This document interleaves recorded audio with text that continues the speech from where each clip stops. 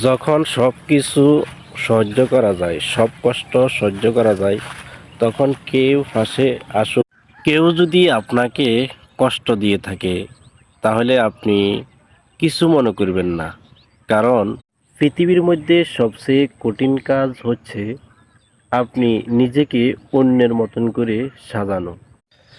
একটা কথা আমরা সবসময় বলে থাকি যে ভাগ্য যা আছে আমাদের তাই হবে।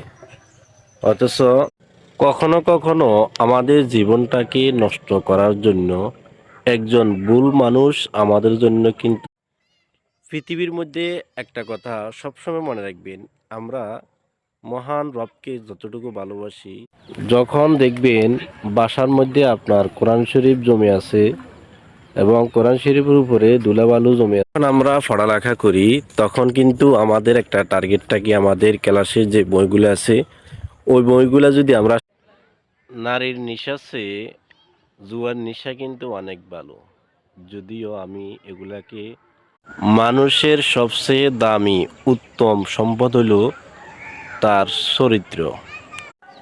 জীবনে যখন আপনি উপরের দিকে উঠতে থাকবেন তখন মনে করবেন না মানুষ আপনাকে খুব ভালোবেসে।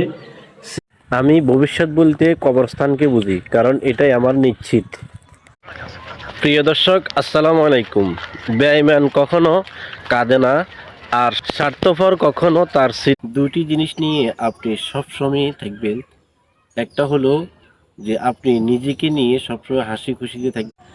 কাউকে অপমান করলে ভেবেচিন্তে অপমান করবেন, কারণ অপমান এমন একটা ঋণ।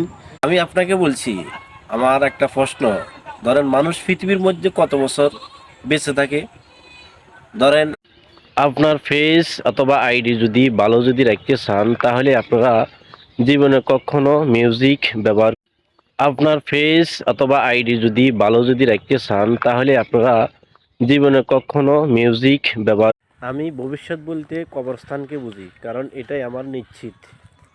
জীবনে যারাই আমার ক্ষতি করেছে তারাই কিন্তু আমার একসময় অনেক কাছের মানুষ ছিল।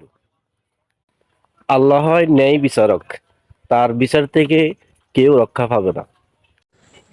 রক্তের সম্পর্ক আর আত্মার সম্পর্ক এখন বিলুপ্তর পথে।